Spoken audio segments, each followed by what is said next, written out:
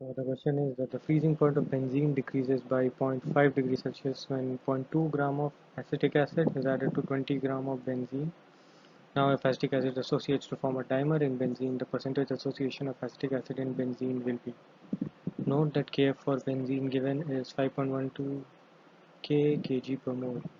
So we have 0.45 degrees C delta T is Ki, which is K for benzene is 5.12 Ki into number of moles of acetic acid, which is mass of acetic acid. We have 0.2 grams divided by 60 atomic mass and divided by the mass of benzene, which is 20 into 1000. We get I as 0.527.